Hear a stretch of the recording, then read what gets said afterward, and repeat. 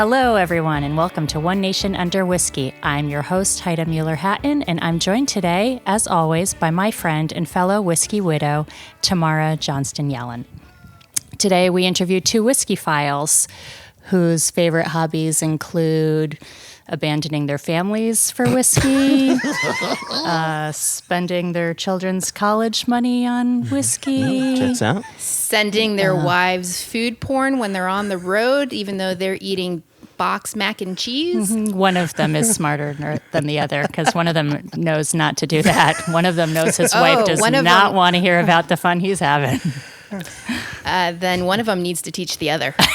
I feel like maybe I'm the smart one. Am I the smart one in this scenario? Now you are. Now yes. I'm the smart one. In this one specific Before scenario. I wasn't. Okay. Yes. All right. Well, we appreciate our listener fan base and that you come for the knowledge that we drop and stay for the clit jokes. Oh my God. Clit jokes. Okay. Yeah. Wow. Uh-huh. Our guests today are two fellows that started a collaboration 10 years ago. They are pretty well known in the whiskey circles, but maybe even better known for their dick jokes. Glad you added jokes onto the end of that part. Yeah, baby. They're well known. You're not for well known dicks. for the dicks. You guys may think you are. Wow. Why was that person calling me John Holmes the other week? Is that taking a turn? Who's John Holmes? It's just somebody else. Oh, Tamara. Who's John Holmes? Who's John Holmes? Someone has some homework to do Wow. tonight. Some really Some unpleasant John homework. Holmes work. Yes. Is The worst homework this ever. A porn star of some sort? Yeah. I only know Ron John. Ron John. Wait, yeah, I think you mean Only Ron because Jeremy. he's the cousin of a friend. As opposed to Paul John. That's a whiskey Yeah. joke. Our whiskey listeners are loving it right now. Paul John, like as in the Pope? No, that's John Paul.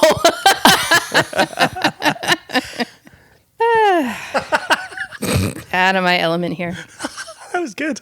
So we're really excited to be on your show today. Thank you. Well, thank you for joining us. Yeah, Thank you for having us. It's an honor. It's nice that we were finally able to fit you two in. That's the truth. Oh, wait, Yeah. that wasn't a clit joke? Hey, now. We are known for our dick Jokes. jokes. Yeah. So speaking of which, maybe that's where we should jump in. So you have a love of saying chin chin at the end of every podcast. And are you aware that chin is penis in Japanese? And are you aware that you're essentially saying dick dick? Is that by design? Or is it just because it's all about the dicks with you two? Wow. You know, Jason, you're the one the deep end. who started it with the chin chin. Is it a Japanese reference? Is it like I don't know where chin chin comes from, to be quite honest. Yeah, that was never my intention. Let me just be crystal clear from the very get-go It here. was just a whimsical coincidence. Yeah, two chins. Yeah, I never really thought of any Asian component to that. It's just chin chin is... You've got me thinking, though, because clearly it comes from the English. And the English travelled when they were building their empire. And I wonder if there's a wrinkle that they're making there, potentially. Why is it clearly from the English? Chin chin? Scots don't really say chin chin. It's like tickety boo. I might say it all the time, but... Yeah, but why is chin chin actually English? Yeah. But what is it like? Chin chin just means bye-bye. It means bye bye. All right.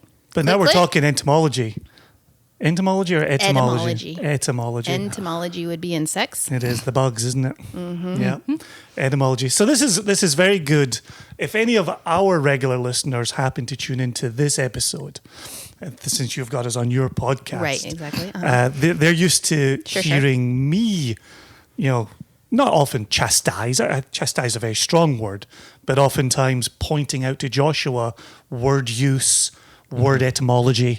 And so to have you, my darling wife here in this moment, I am on tenterhooks because I know Are you're you- listening to every Are word. you trying to say you're a pedantic asshole? Oh, without any shadow of a doubt, yes. Yeah. And are you trying to say I'm worse than that? By accident, yes. Accurate. You took that to its logical end, and I really appreciated that. Well, I've learned a lot of logic from you. Oh, wow. You know, the philosophy of logic. I'm just making sure that this is recording right now because that sounded like a whopper of a compliment. So Hey, I will say, all jokes aside, I don't know if your fans know. Of course, our fans know. This is hashtag real talk. But I'm a professor at a small liberal arts college. It's true. And you were a professor before this whiskey business. Well, I was. And you and I have taught together. We have. And I learned an awful lot looking boy. at you and watching you teach. Oh boy, this is too much. And so for me, take it back from the brink. For me, I know I'm peaking a little too early here, but I'm verklempt. But for me, it's no wonder that you, and I'm sure Joshua, I've seen him in action as well, are so charismatic with your clients and your fan base. And how does that make you feel being so adored by the fans? Especially when you get not nearly as much of that at home. Is this why you travel? Wow, there's a lot in that to unpack. I'm glad Joshua and Haida are here for this. Yes. Oh, so we've called this meeting today, Joshua, to put Jason on the spot. Is this an intervention? Have I walked into an intervention today? The intervention. Yes. Let's begin. Yes. You have taught me the art of the backhanded compliment. So there you go. Thank you very much. I'm glad you added the word compliment to the end of that. Hey, no. No. It's interesting that as a professor, I had colleagues who had followings, and one of the myths around professordom is that being the middle-aged, corduroy-wearing, elbow patch, kind of grey-haired smart guy in the room gets you a following with the young ladies. And having a Scottish accent probably doesn't hurt. Scottish accent. And I have to tell you that all of my academic following came from young men. There's just no getting away from that.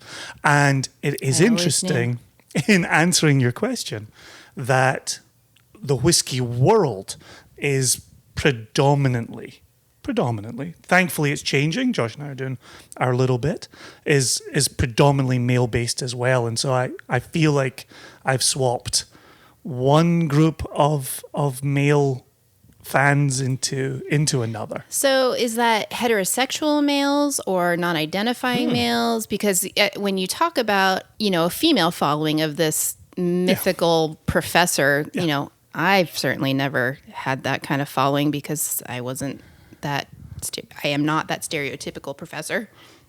True. I think small ears though. We're having earbud issues over here. They keep falling out. Carry on. I think it's a female thing. I just got the issue with the earbuds too. So small canal. Chin chin. So you're implying that it's a kind of a male professor, female student, heterosexual type of attraction. In this mythology, yes. In this mythology, right. So with your male student following and therefore both of your male whiskey following, where are we in that? Is this an adoration in terms of I want to be you or I want to be with you? Yeah, I think it's the hanging out. One of the things that Joshua and I always talk about. No, I mean with you. No, that makes me think of The Simpsons when Marge is talking about John Hughes, right?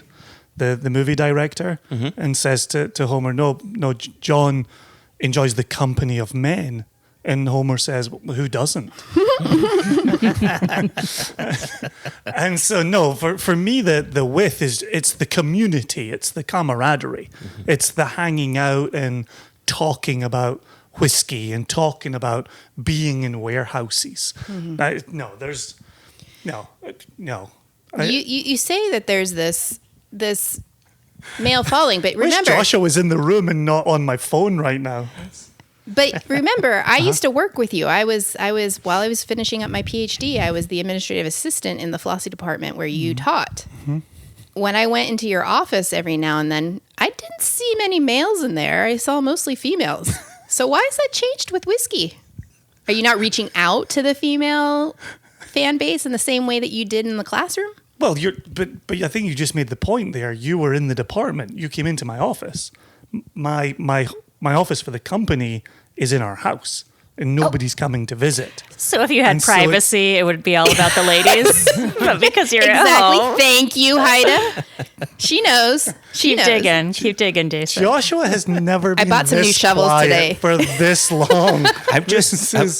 I'm waiting this for is the unnerving. popcorn to finish. That's all. I'm just, I did buy a couple new shovels today, so keep going. It's true. I did.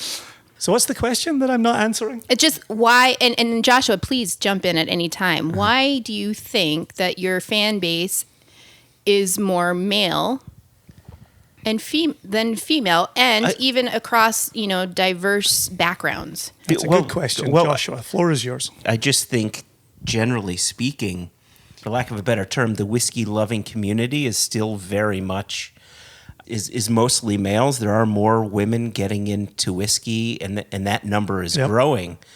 But it really has been this unusual sort of boys' club thing going on, and it just makes sense that the majority of our Single Cask Nation members, likely the majority of our podcast listeners, definitely the majority of people who came to the Jubilee were men. Now, when we started the Jubilee, 2012, 2013, whatever the year was, it was like 99 to 1% male to female. But by the end, it was maybe 70-30, 65-35, somewhere around there. Yep. So we're So seeing you that are change. bringing in the females. We're trying. But yeah. I don't think it's us. I think that's whiskey. I think it's whiskey in general that, there's more and more women that are coming into it and are finding interesting flavors and thankfully not getting turned off by a large group of people that try to keep this a men's club. Yeah, that was going to be my next question is how do you feel, and I'm sorry, Haida, jump in, please, because I'm sure you have thoughts about this as well. We have discussed it as such. But that whole idea, you say men's club, which, certainly has different connotations to it, but some people might say a good old boys club, and it's full of machismo and toxic masculinity. And how do you overcome that in your podcast, in your work, whatever? Are you trying intentionally to overcome that? And how does that work? So Josh and I just discussed this on a recent episode of One Nation Under Whiskey, but then also in a recent episode of Extra Extra, It's All About Whiskey. And even before that, the recent Extra Extra was about sexism, a reckoning for the whiskey industry around sexism in the industry. You guys have a lot of podcasts. We do have a lot of podcasts. Really keeps us away from our families. I've noticed. Hey, if we can't be on the road, at least we can be in front of a microphone.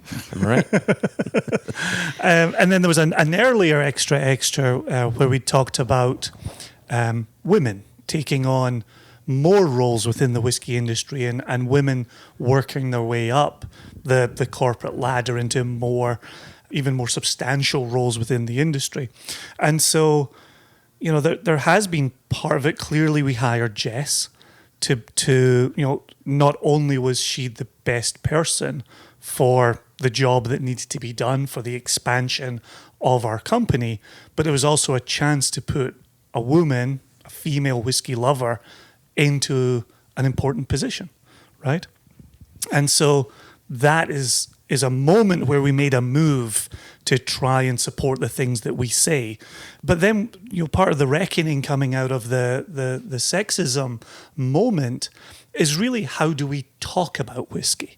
And when you're in a tasting and you've got 40 or 50 men, there are jokes that are easy to make that will get a positive response. But one of the parts of this year's reckoning is, but if you continue to tell those jokes, are you necessarily keeping the door closed to other people who would like to come in and participate in the whiskey? And so Joshua and I, discussed, concluded that it's maybe not okay to keep going for the low-hanging fruit when you're excluding people from that conversation. And if the conversation's whiskey, well, it has to be whiskey first and foremost. It can't be the jokes first and foremost. And so that's been maybe a little pivot that we've tried to make. And the hope would be, and Josh and I have talked about this openly, you know, that and you and Haida hit upon it in your introduction, is, you know, we talk about a whiskey podcast with dick jokes. Sometimes, you know, we talk about dick jokes with a whiskey podcast, right? Really, it's whiskey. It's really whiskey all the time. And occasionally there's a nod or a wink given to, it's always the penis with Joshua, right? So, yeah. It's one of the things from very early episodes. So I'm clearly showing that I'm a professor here by Interrogating you Okay, and trying to get you to say why. That was Yes. also something I learned from Jason. Always ask why.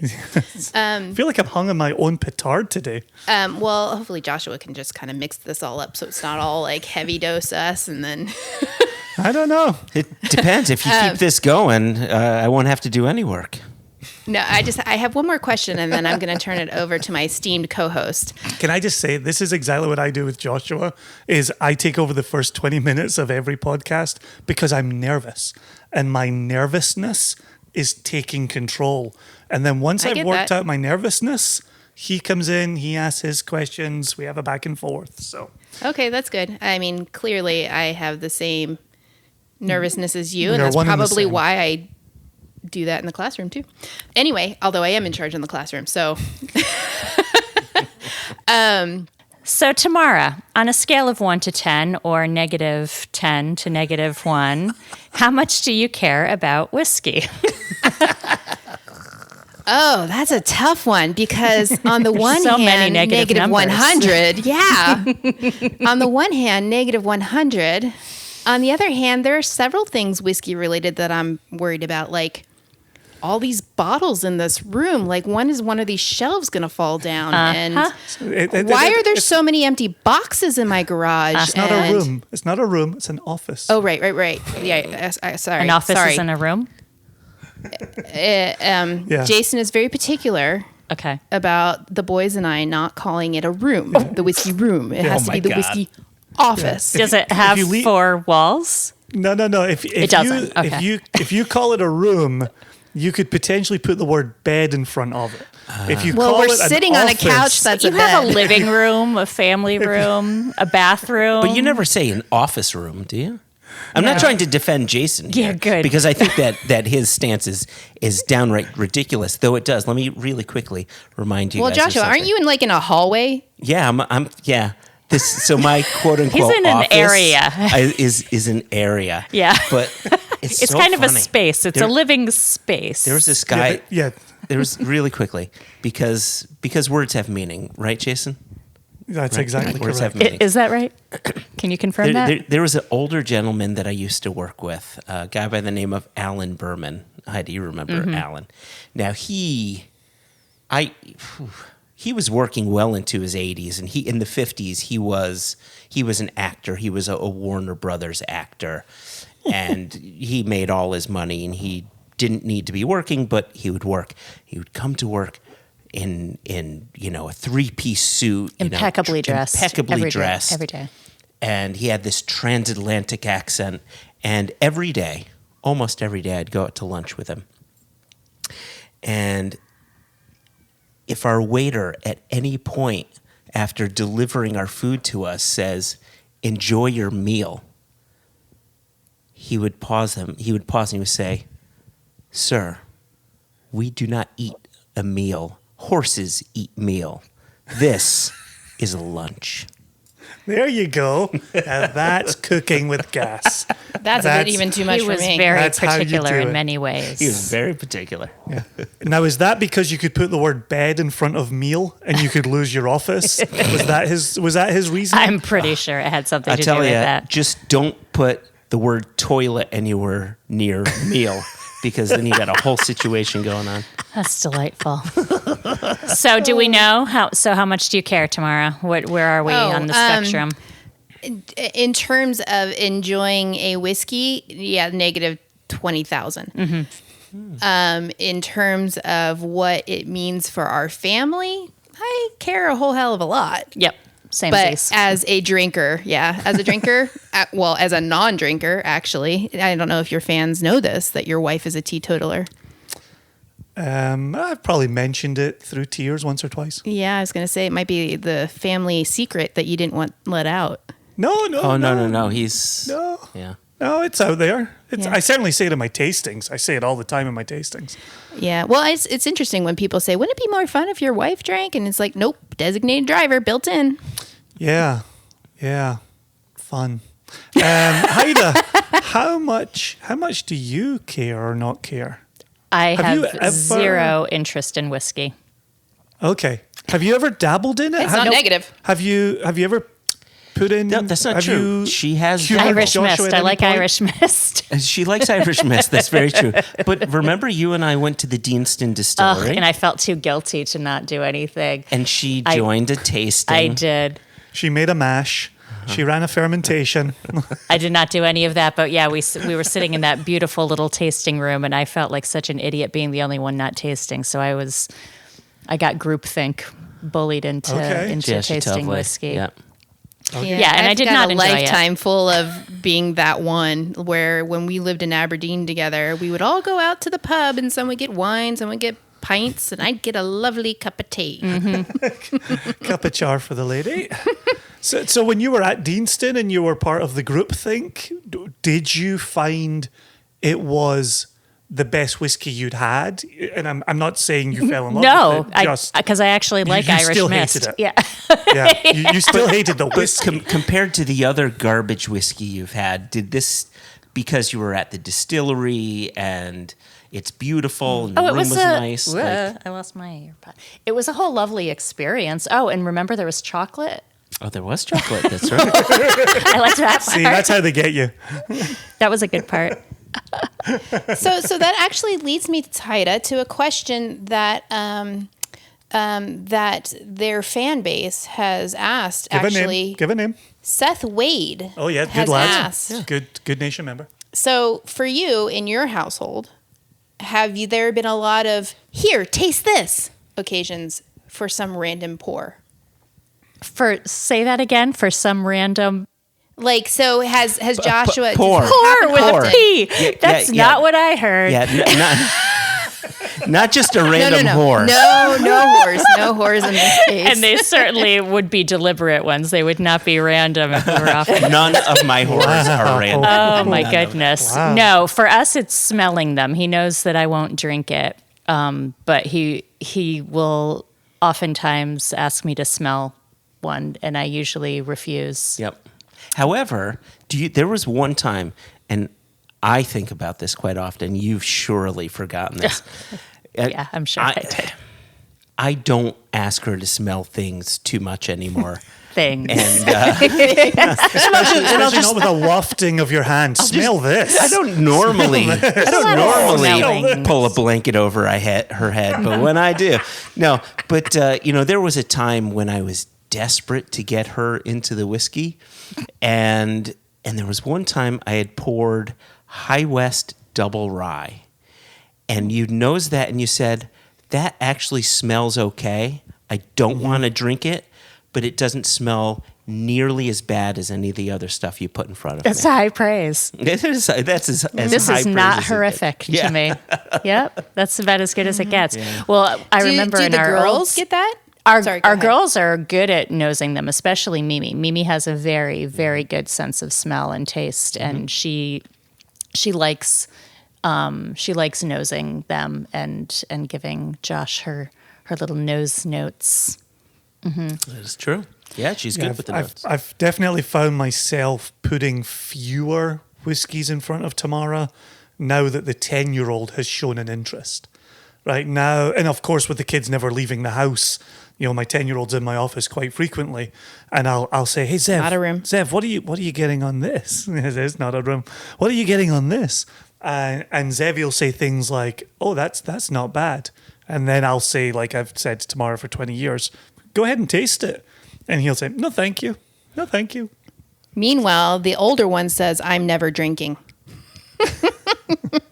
There you go. It's interesting that you say now that the 10-year-old is interested in whiskey, because I distinctly remember when he was about 3, we were putting some dishes away, and you had one of your whiskey glasses to go in the dishwasher, and I believe he smelled it, or maybe he just smelled it wafting or whatever, and he goes, "This smells stinky like Daddy smells stinky."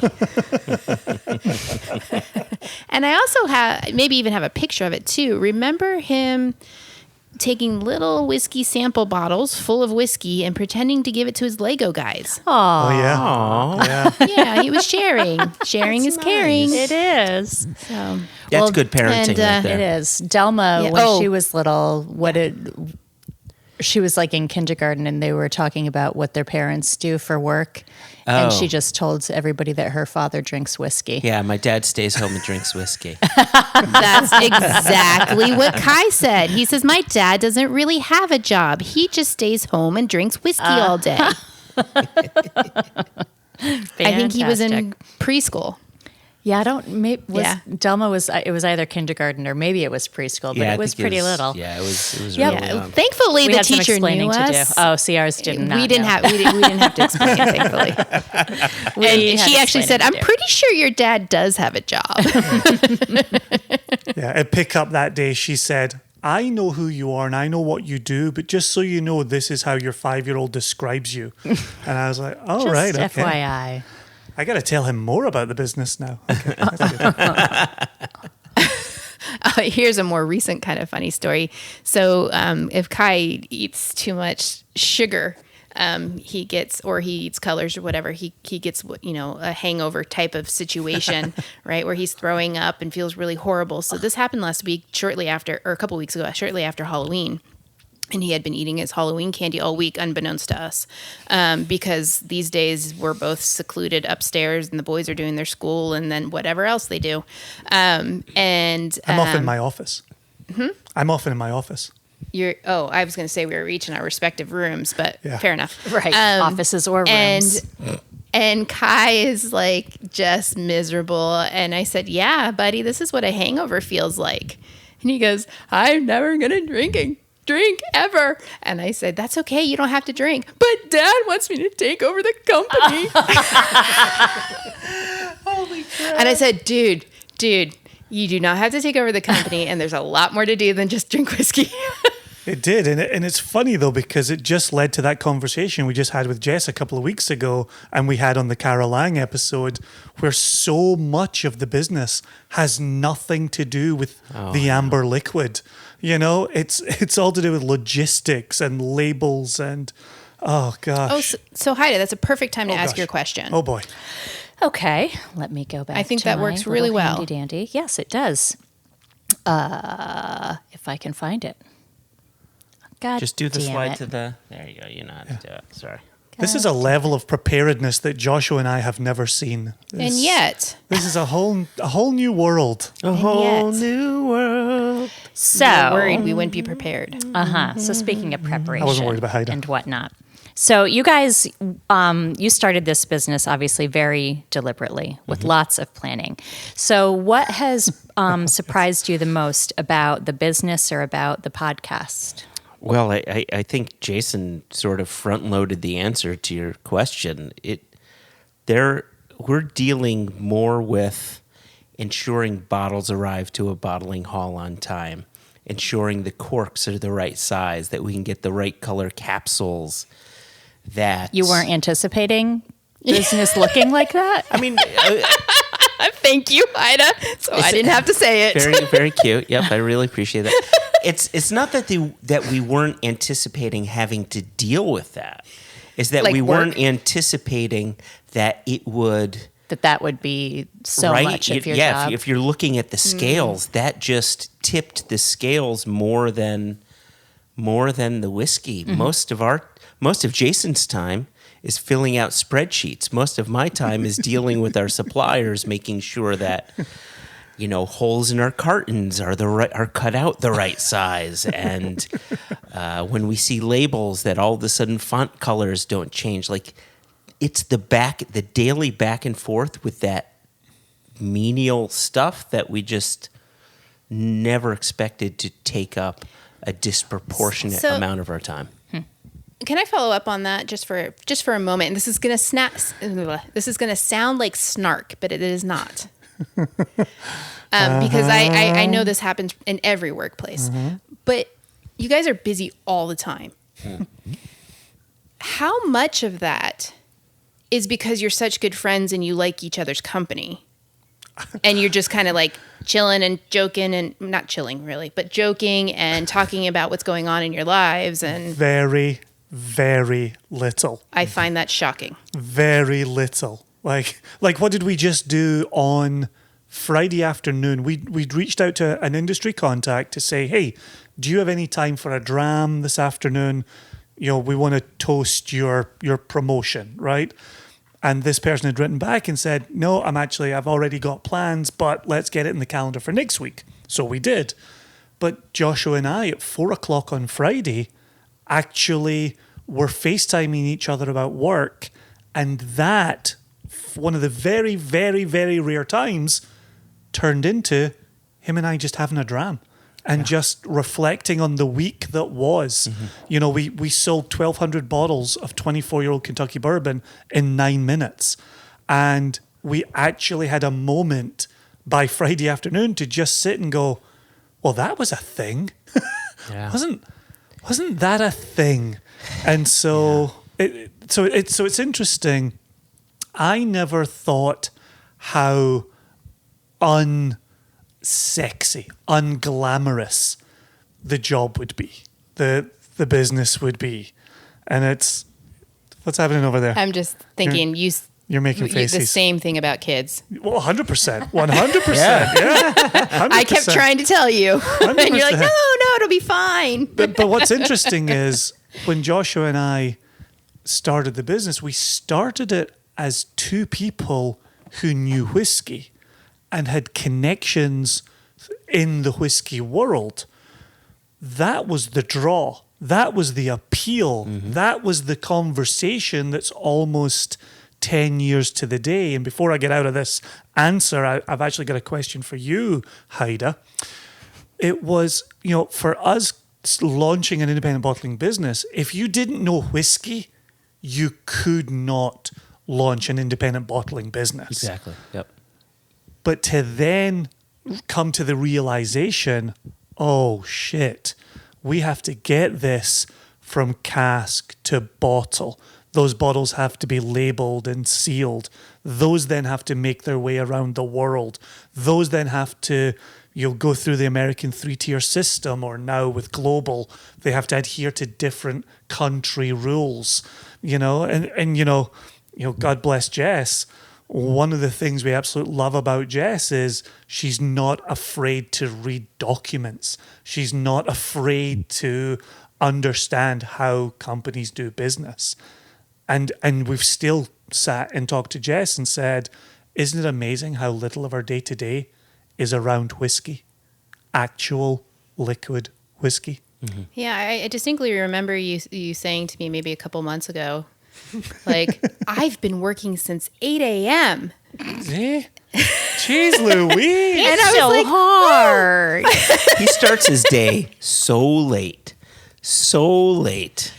Well, Joshua, it's you're on my team, brother. Well, it's interesting. This is another interesting question in terms of culture, right?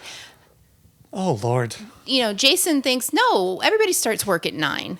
And I'm like, no. 9? That's like lunchtime.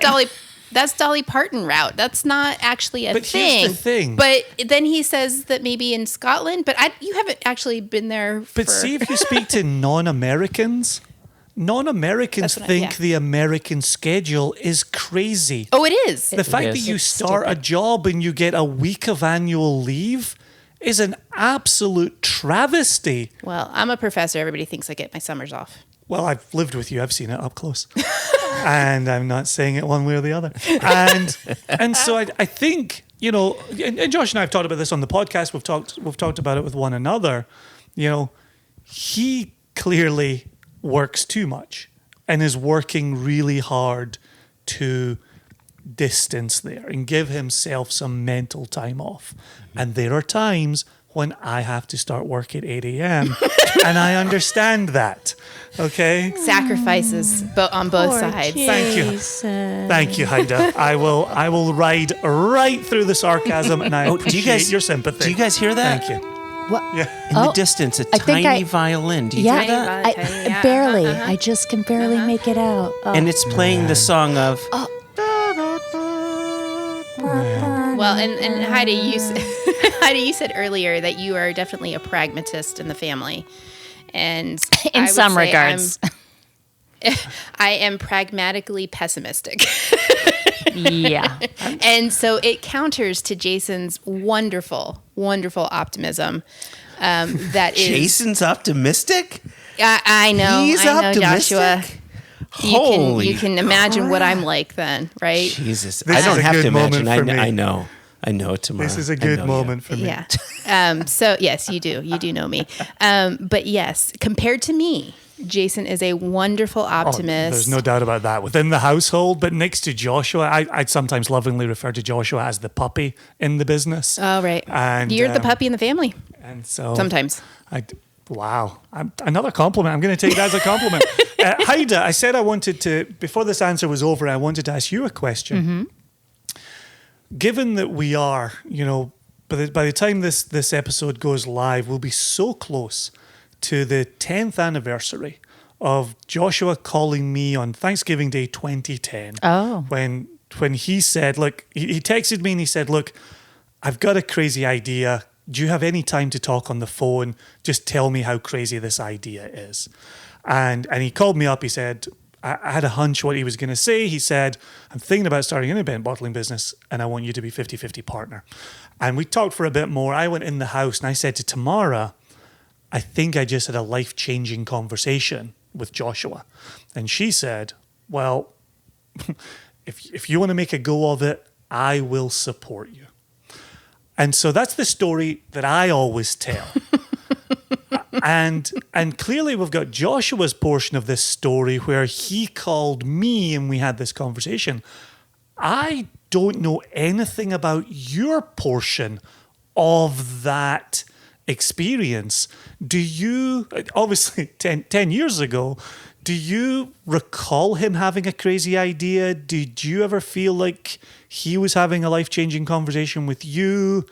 Did you say, why Jason? What's your position? What's your perspective on this? We didn't know each other then. No, I didn't know tomorrow.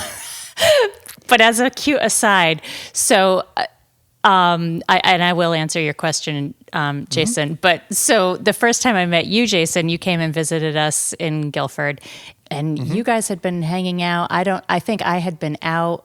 Somehow it was later in the evening. Either I had been out and I came home and you guys were there, or you arrived late. I don't recall. And we're chatting. I remember standing in our kitchen in our old house and chatting, and you're talking about your wife, Tamara. It's the first time I'm meeting you. And I didn't know your wife's name. And I thought because of your accent that her name was Tomorrow. And I was like, oh no. I was like, who is this hippy dippy bullshit? Well, I was like, I am not on board with whatever's going on here. Well, Haida, to be fair,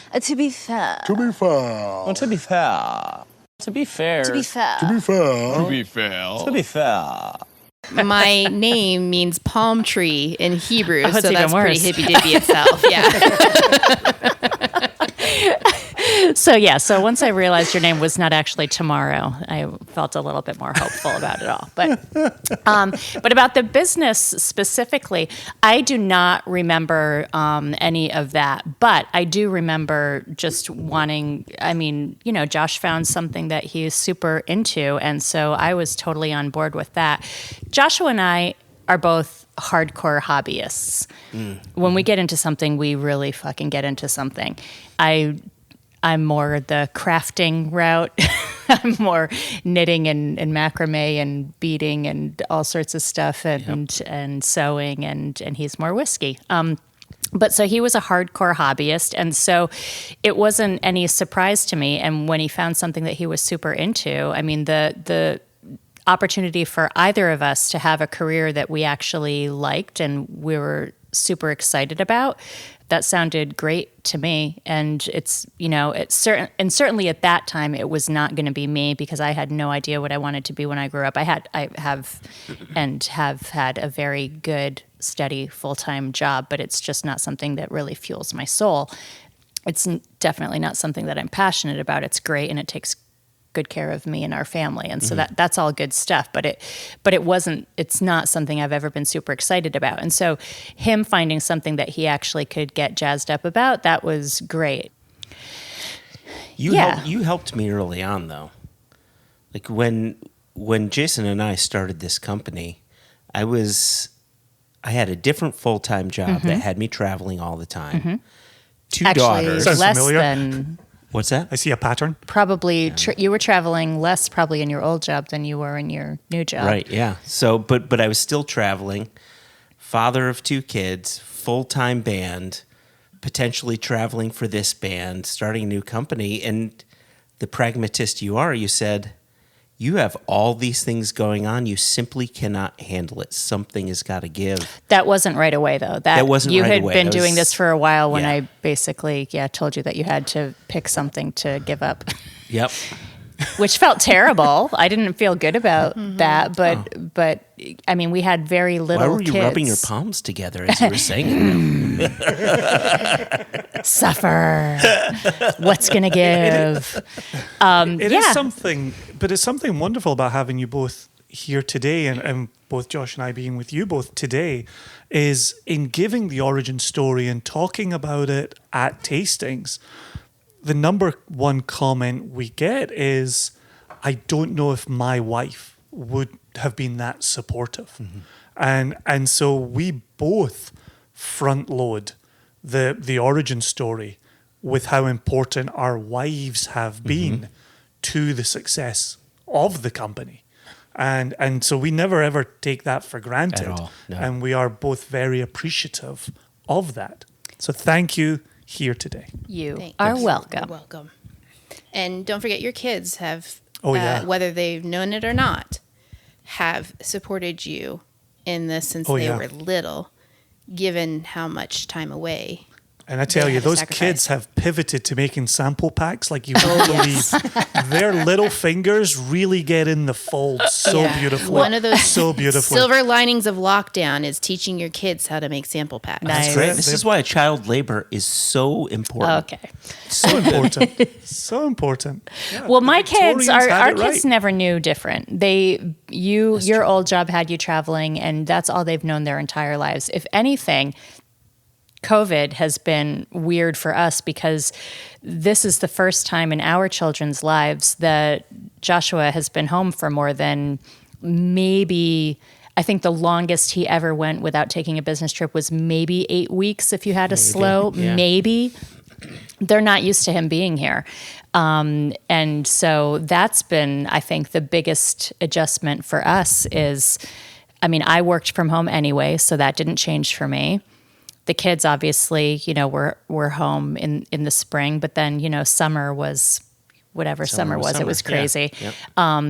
But I think the biggest adjustment for all of us is you being home all the time. So are you ready to kill them? Is that what you're trying to say? Not necessarily ready to kill him, but I don't know. I'm assuming it's probably the same for you tomorrow. When Joshua is not around, Did we you have say tomorrow or tomorrow? tomorrow. It's my accent. I It's know your it sounds like accent? tomorrow. She's always been You tomorrow. scared me for a second. I was like, I said her name right, didn't I? We have our lady days which sounds like it's something menstrual, but it's. But when We just get together and bleed. we just, I mean, it gets pretty ugly over here. But when Joshua's not around, those are our lady days. Like Joshua's not here, and I'll let them get Wendy's for dinner or whatever. And there have been many evenings when I literally had a bottle of wine for dinner. But because I'm playing short order cook when he's not around, I'm not going to do it. But so that's been a weird adjustment. Yeah, I mean, just to give you guys and our listeners an idea, maybe a month ago or so, maybe a month and a half ago, I had 10 or 12 people come over and we were doing a sherry tasting, right? We were Outside. Outside, distanced, the whole thing.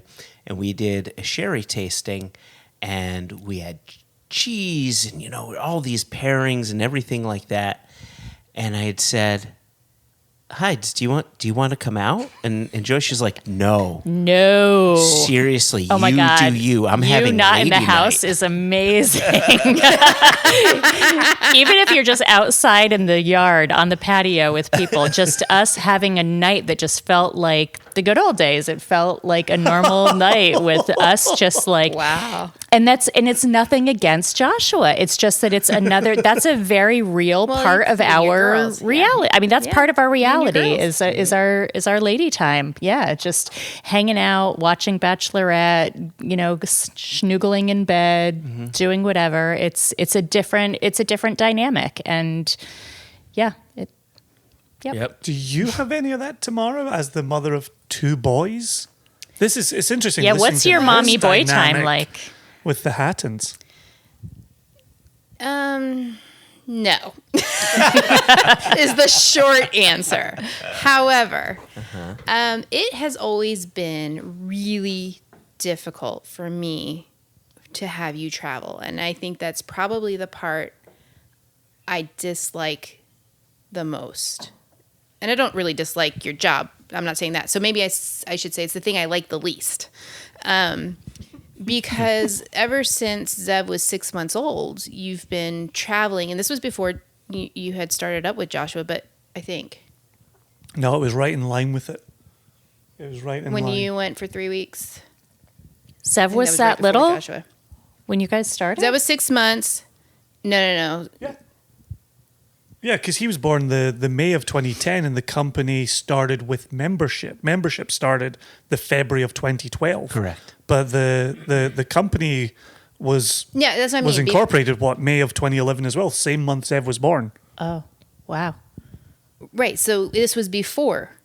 He was born in 2010. Oh shit! I wondered why the math wasn't working out. I was wondering because in my head I was thinking Case in point. the company's going to be 10. But Zev's already 10. How is that working out? Because he's nearly 11. He was born in 2010, yeah. Okay, well, welcome to this realization, dear listeners. And so, so Zev was really little when Jason first started having an inkling of something whiskey related.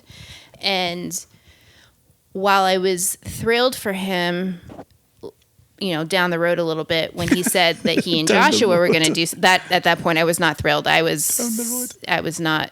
Well, yeah. The part that you're talking about right now was the blogging that I was doing. Yeah. And I thought this would pivot perhaps into a whiskey writing career. Well, and then you did That a it would tour or something involve- like that with Carl or something. Yeah, I think Yeah, what and Tamara's the referring tours. to. And then you were also Yeah. you also did some work for U of I while you were over there. So it took you Correct. 3 weeks to do all that. Correct. And so that was really, really tough. But we've come to a very good place since then because it was also new then. And then when you and Joshua actually had something really solid, because you were just kind of trying to figure it out at that point. It just seemed like you were, off. I don't know what it was. It just felt very, it didn't feel good. And, but when you and Josh had the idea and something solid and you were just done teaching, and I was just starting teaching. I mean, there was a period when we didn't know where I was going to be and you were trying to teach online. And so it didn't make sense for you to have something that wasn't mobile, and teaching just wasn't what you wanted to do anymore. And you had sacrificed a lot of time for me to get my PhD, and I was more than happy to say, okay, I've got a steady job now. Not a whole lot, but we haven't had a whole lot up to now anyway. Yeah. It's more than we've ever had. And so it was something that was manageable. However, the travel was particularly hard partly because some of the special needs of our eldest and partly just because I was a manic first year, second year professor. Third year, fourth year. Well, and that hasn't stopped. And it was interesting because having you home has been fantastic. But when you used to travel all the time, I could see it when you would get itchy. You would be like, I got to get on the road. I got to get on the road. And I'd be like, go, right? And because he would come back so much calmer. He wouldn't feel like that. I wouldn't see that anxiousness in him that he needed to go and do business. Where I don't see that now because you guys get to do so much business from home right now. It's different business. And I know you're going to have to go back to traveling at some point. But it's been really nice. And there was only one time, I think, right before you took a road trip to Kentucky or Tennessee. I can't remember where you went. September, just a few months ago. Yeah. Where I could see that anxiousness build up. And so. But that was a different kind of anxiousness. That was a COVID trip. That was the first work travel. It was that was the only one. It was a COVID trip mixed with meeting. Well, yeah, like for a you, musical it was, icon and like, it was. There was a lot wrapped up into that for both of us, I think.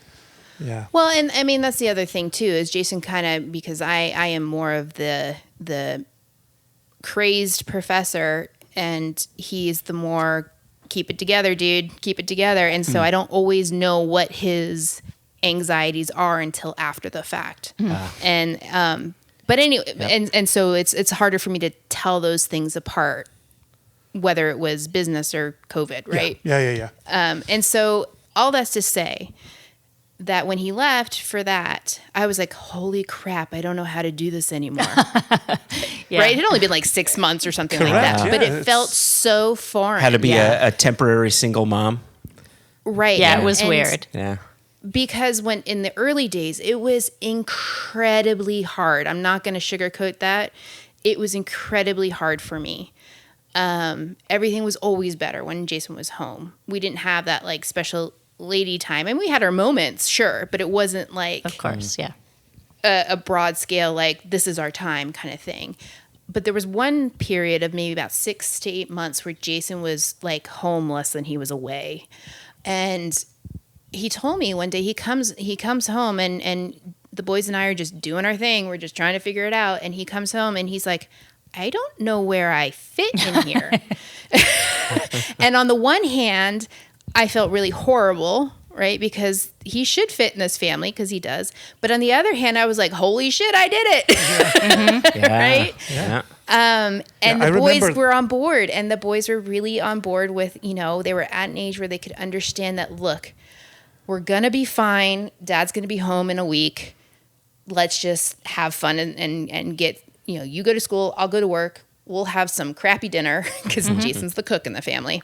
And it did take him maybe several years to realize he really needed to make some freezer food, like pre-prepared stuff for me. As the kids got bigger and had more needs, they needed to be prepared. Damn it, for. Haida, why do they have to eat every single night? Didn't we just say this last night? Every goddamn day they need every dinner. day it's like, we need more. Every fucking day. And it takes me by surprise. For some reason, it takes me by surprise. You know what I have to say, Hutz? Every day. And the Johnson Yellens? What? Fuck them. Or not. We actually love them. Well, right. And then for me, it's like, oh shit, they haven't eaten. Oh shit, it's all gonna go down. Oh yeah. Our kids our boys will go feed right themselves. off the cliff. They don't go hungry. Yeah. Well, they will feed themselves, but they'll feed themselves on crap, and that really throws the older one off. Yeah. And so if they don't have regular meals, if they get like too much sugar, well, when I say they, really it's actually no, it's both of them. Yeah. But they'll also tell themselves they're not hungry, they're not hungry, they're not hungry, and then they're ravenous. Until it's they're setting and fire they to have the house. hangry. Right. Yeah, That's they're monsters. Yeah, they get hangry, but they don't see it coming. We do, and there's that anxiousness of like I gotta feed them before it happens. But just very quickly, then we can move on again, and with an eye on time, I don't know if we want a speed round to get more listener questions in there. We're doing okay, Jason. We're okay. Okay. Okay. I remember the exact moment of sitting, returning from a trip and sitting there and looking and saying, like, I don't know where I fit into this, but it was this kind of really interesting kind of existential moment where on one hand, it's like when your kid starts riding a bike and you're like, sweet, they have got it, just like the line we used a moment ago. Like, okay, she's got this. But on the other hand, I don't want to have it. But on the other hand, well, do I still get to count in all this? And I think we've got the balance down now. And the balance of you just being home all the time. Yes. But it has been interesting is I haven't felt that itch. I miss traveling, but when I travel, I miss not being home. And so there's that. You miss not being home? Yeah. You mean you miss being home? Do I? Yes. Is that because you're Give me saying the right same? answer. Jason, Yes, words- I don't words not have mean Words mean Yes. things, Words have from what Yes. I hear. Okay. So yes. But then I've also got family in Scotland, and I Yes. have my immediate family in Virginia, and being home through all of this in Virginia means I'm not seeing my family in Scotland, and so. And That has been a very cool silver lining of this job is that you get to see, I mean, you see your family more than I see mine. Well, and to be honest, my Scottish wife is much more understanding than my I'm American sure she one. is. So I'm sure she is. really- Lower standards over there. Yeah, Lower yeah. standards. I do miss my Scottish kids, though, I'll be honest. They're good. I'll Before have this you know gets- you just made my I stomach know, do I a was gonna huge say somersault. Before this gets too dark and Tamara has nightmares tonight, Oh, they'll happen. I'll be paying for this one off the Hey. recording. I've thoroughly enjoyed being home. Like I'm saying, I've missed Scotland, I've missed Seattle, I've missed, getting obviously to see Joshua, my work wife, as much as we normally Haida. do. Oh my God. But Oh my God. the LA, the California. I've missed seeing my mother-in-law in San Diego. She's missed you. Right, and my sister-in-law and our nieces and our nephew. Like, I've done a good job of combining business with seeing family. And so it's funny seeing this local family as much as I have without seeing the other family. Your local family. I don't know how I feel about that. Like all the stuff around it, but saying this versus that family seems a little bit weird. I'm just making it clear for the listener. Oh, right, I know right. you understand what I'm talking about when I say this family and that other family. I know. I know it's all But this we're family primary. to you. We're primary. Oh, you'll always be my primary family tomorrow. Yes, okay. Yes, you At will always least. be my At primary least. family. At least. Oh, and here's a question for the Hattons. So for Jason and I, a lot of what we have gone through with raising kids, which is tough, and me being a professor is not easy. The other day, or this morning, Zevian says to me, "So, Mom, how about I let you work while I'm at Hebrew school, and then the rest of the day we play?" And I'm like, we're like 3 weeks from the end of the semester. That ain't happening. Sorry. And then with his travel and everything. And so sometimes things get crazy and we have to look for those silver linings. And so Jason and I have this kind of phrase that we say to each other, at least, right? I was thinking banana hammock. No. But At least, asparagus. right? And as in, well, at least, he may have broken the window, but at least he fessed up to it, kind of thing. Or,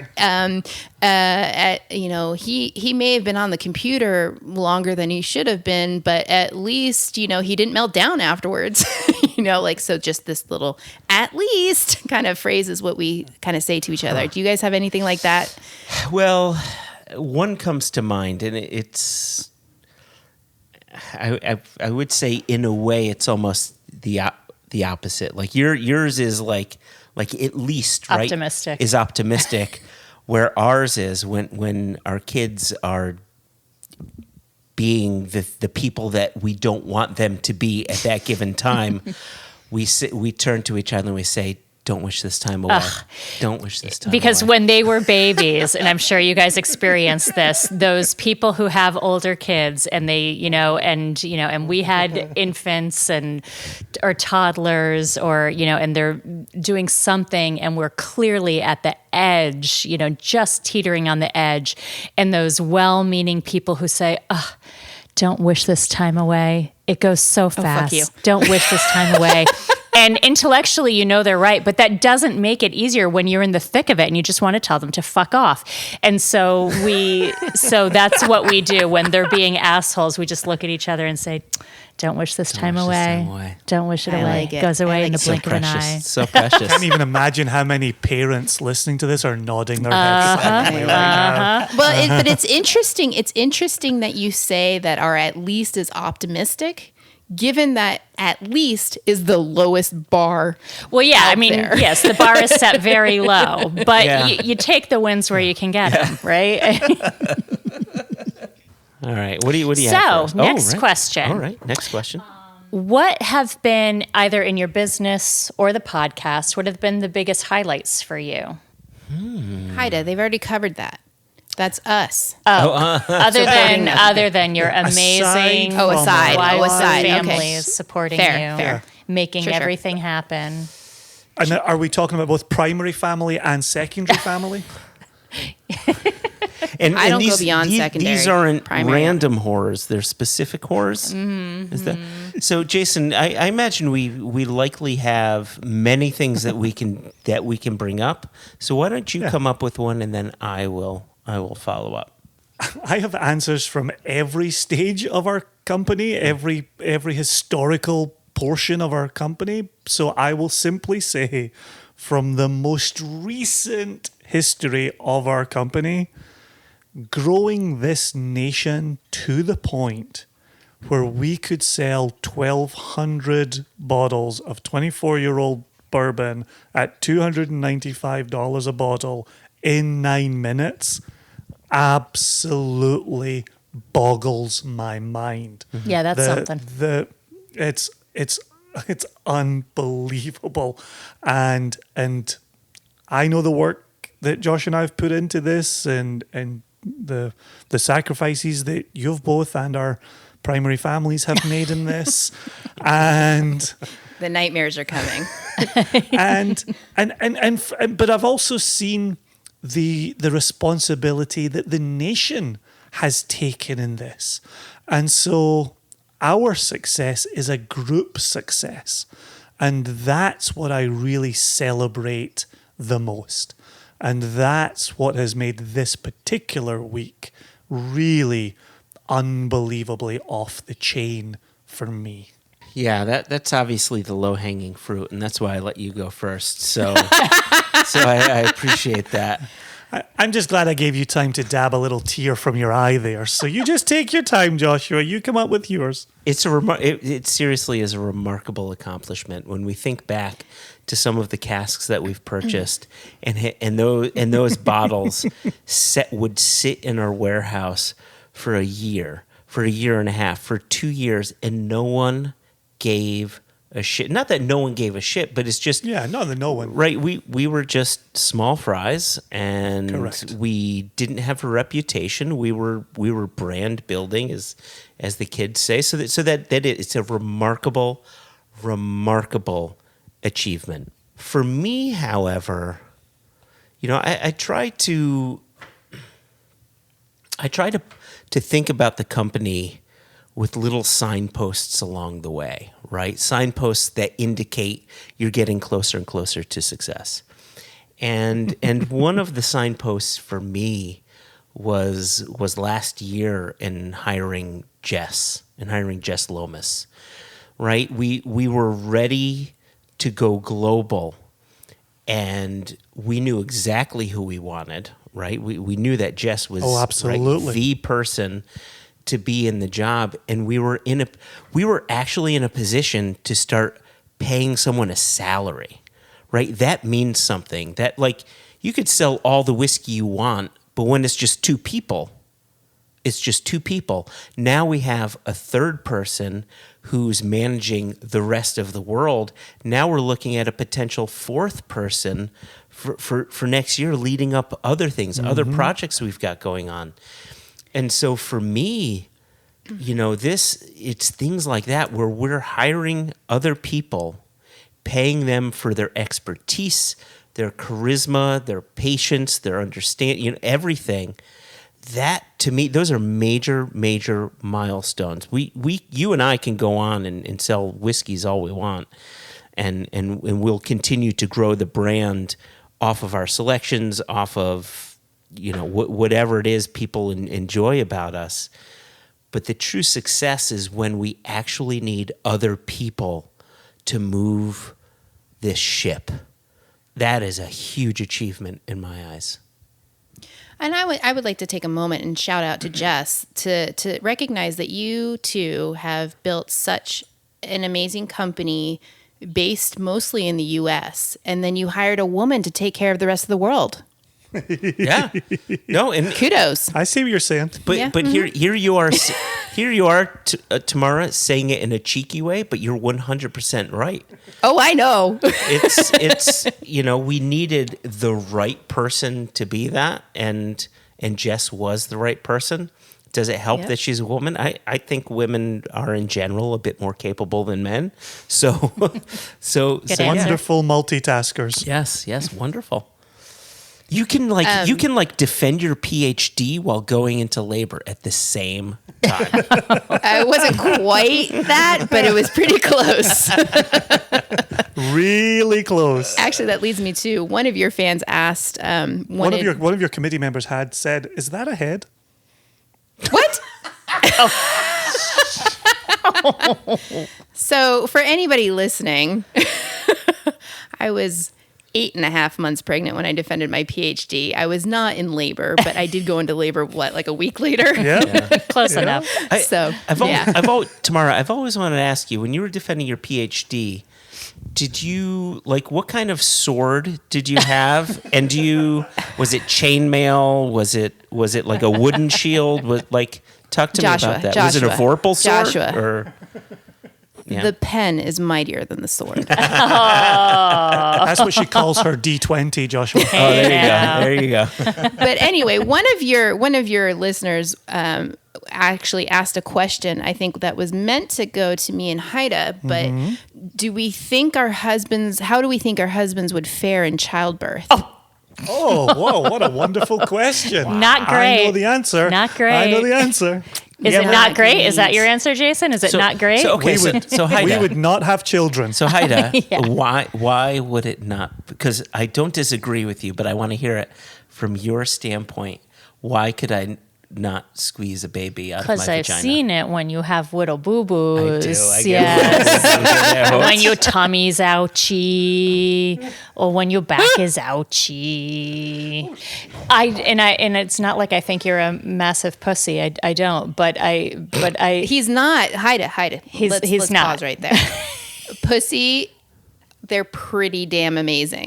So let's not use it in a pejorative. That's true. Yes, Am I we'll more of a not dick use that than as a a pussy? pejorative. Yeah, you're definitely a massive dick.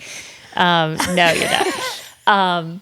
Yeah, no. I and I don't think it's unique to you. I think,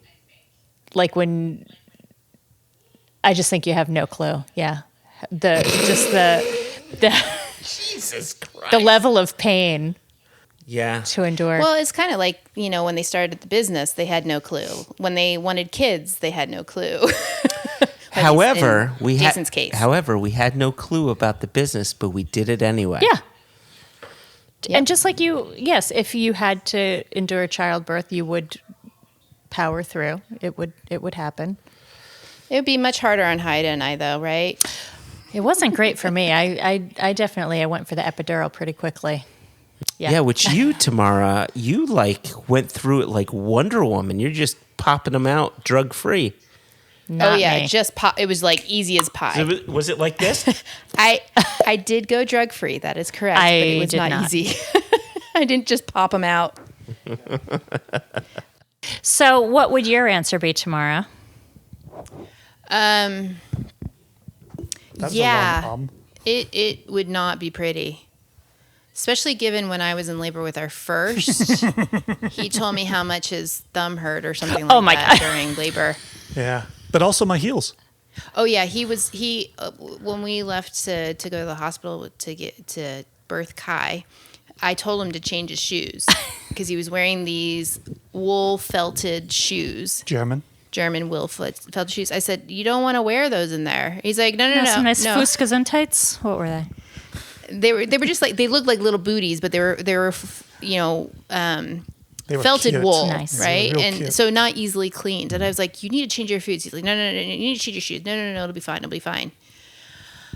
A Can I tell tsunami you- of red and brown things? Eh. You wouldn't believe. Not so much brown, thank you. No, trust me, I looked at it and I was filled You with should talk dread to that my moment. brother, whose second child was born in the backseat of his car, and ask him about what it's like to get that out of the upholstery. Oh my God. That's going to find He's been every cleaning crease. baby out of his upholstery for the past 15 years. 19. What's great is the kid is now old enough to clean that back seat. That's how long he's been working on it. You caused this, you clean it up. But yeah, no, it was, I mean, like I said earlier, Jason had a very optimistic, rose-colored glasses idea of kids in general. And I knew it was going to be tough to have kids, and I knew the birth was going to be tough, but at the same time, like I never would want him to go through that because I know it would just break him. But It would. but at the same time, if he wasn't next to me, I don't know what I would have done. Like, because yeah, I mean, that's a whole level of pain that is, I don't even know what to call it. Well, if my heels were anything to go by, you were in a lot of pain. Yep. A lot of pain. And guess who forgot the tennis balls the first time around? Yeah, I didn't think they Wait, were going to fit anyway. Why are you incorporating tennis balls into your baby making? Because Baby no, delivering? not baby making. Yeah, sorry. delivering. Asparagus. because I had back labor for both kids, So you got to and I needed the tennis balls pushed into my back on pressure. hit those pressure Massage. points. Okay. And I kind of had a feeling that I was going to have back labor because that's just how my body works. Gotcha. And we forgot them, and we didn't have them. So we were sure to remember to bring them for Zev's birth, and they were really useful. And I just had to give him a signal, and he knew exactly what to do. And like he would be pushing with Tennis all his might, balls! like harder into my back because the back labor with Zev was pretty intense. I was just disappointed I never got to work on my forehand.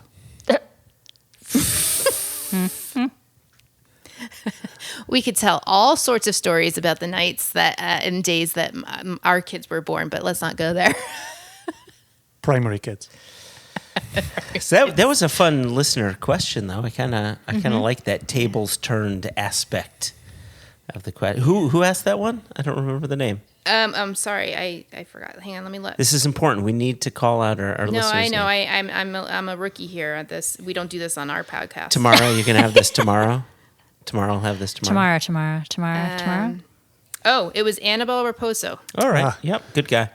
Massachusetts guy. Teacher. He's a teacher. You'll like him. He There you go. understands. Yeah. Educator. Yeah, He's an so- educator. I should say that. That's a better term, I think. So yeah, What else you got from the listeners? Ari Cohen Oh, yeah. asks, Okay, yeah. do you think your husbands drink too much? Oh, that's a great question to ask someone who doesn't like whiskey and someone who doesn't drink alcohol at all. Just because I don't like whiskey doesn't mean I'm not a drinker. But I am not. Yes, you might not be. I certainly am. Occasionally, I'll ask for a drink, and Jason says, "Because you asked, I know not to give you one." Oh, no. The fact that you're asking That's is a true. bad sign. Yes, it is. And then he doesn't give it to me. Very bad sign. It's very different in our house where Josh jumps at the chance to make me a drink, to be the house barkeep, which I appreciate. No, I personally do not think that my husband drinks too much at all. Nope, not worried about it. I'm watching tomorrow very closely on this one because I'm very curious. Oh, I mean, certainly you've overindulged at times, like anybody else. She's the A certain best bat wife. mitzvah comes to mind.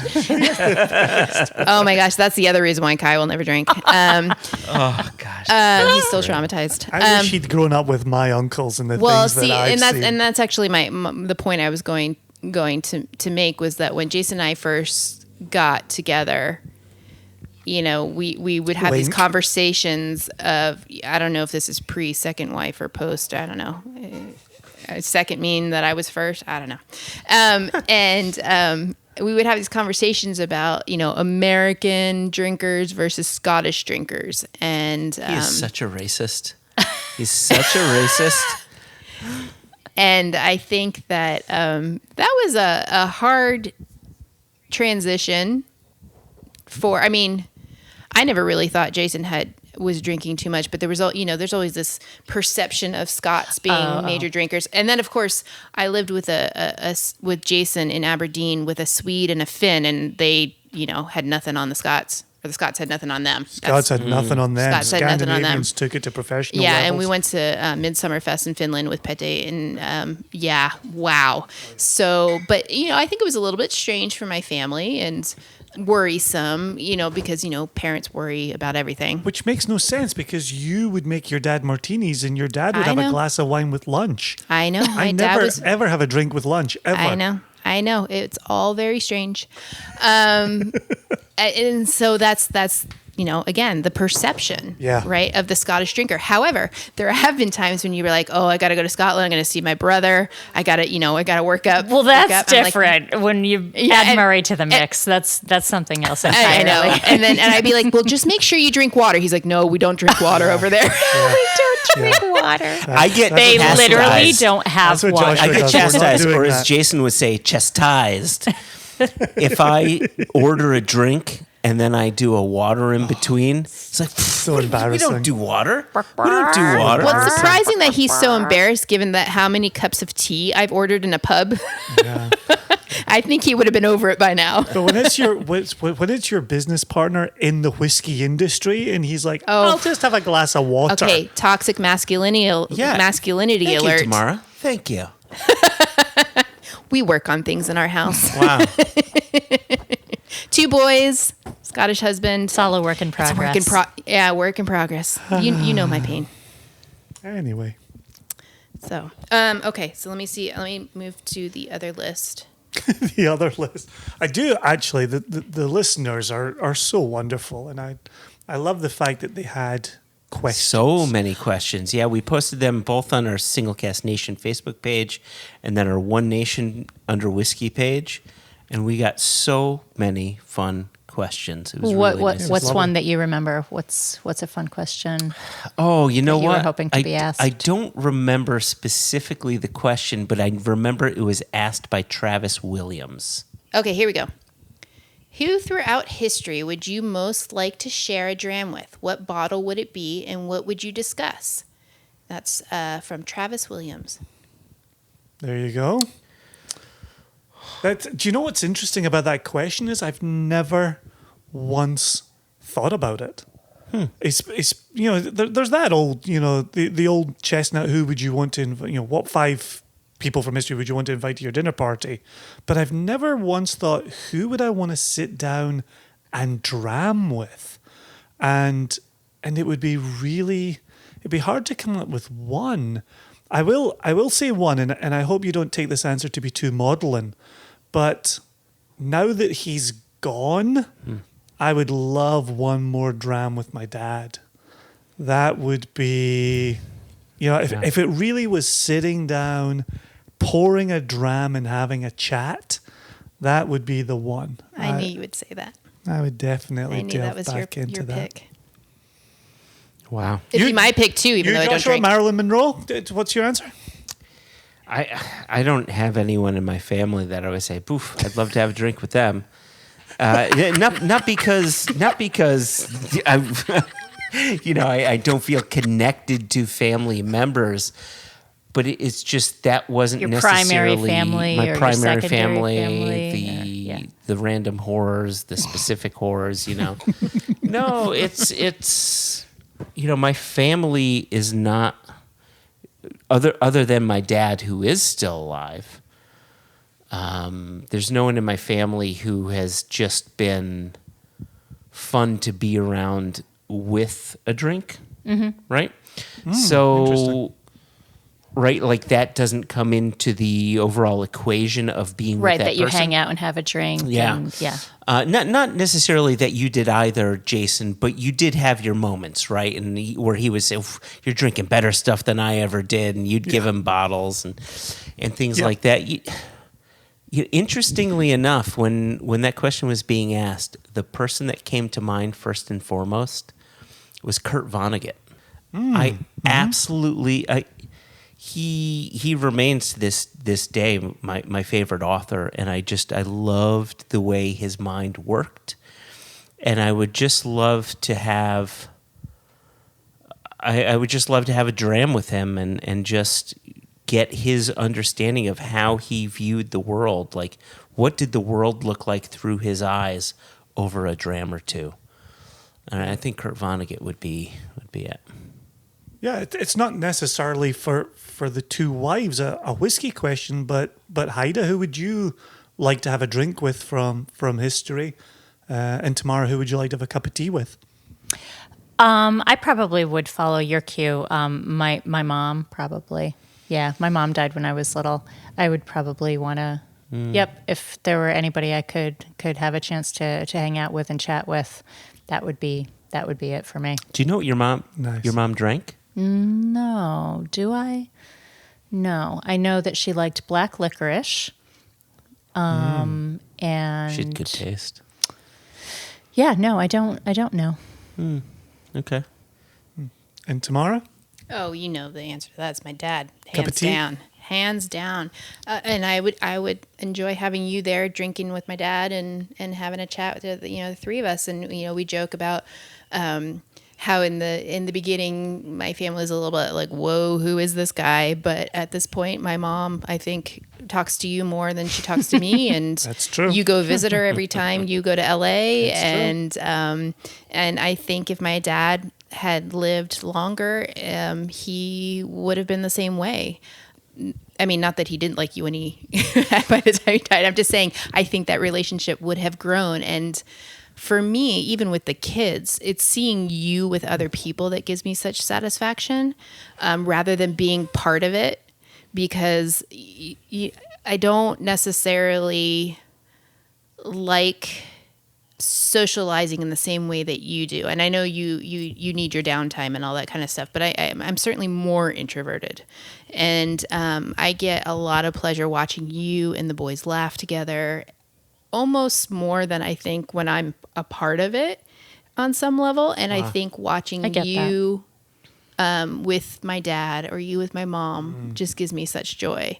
And just to tell them what you've, gone from philosophy professor who supported me through my PhD, because he died before I had just started my PhD, and then started your own business. I think he would have been hugely impressed and proud, and I would have liked to see that. Do you think he would? You think he would still, if Jason needed it, would massage his shit in the toilet to ensure he get a absolutely. good flush? Oh my God, absolutely. My dad is nothing if not a pragmatist. If he did it then, he Yeah, would doubly seriously. do it now. Seriously. He wouldn't even roll up his sleeve this time. Oh my that's There'd probably be more ribbing, as in to on the Jason. poop. For her For pleasure. Jason's pleasure. My diet has changed a lot. All right, so here's another one from Annabelle. Annabelle, good on him. If you had to pick a musician your husband could emulate, who would it be? Ida. That my husband could Lord. emulate. A musician? So not be, but emulate. Boy, oh boy. So Josh is a musician, and what people might not know about him as a musician is that his heart is in disco. Yep. There's nothing better than a disco beat.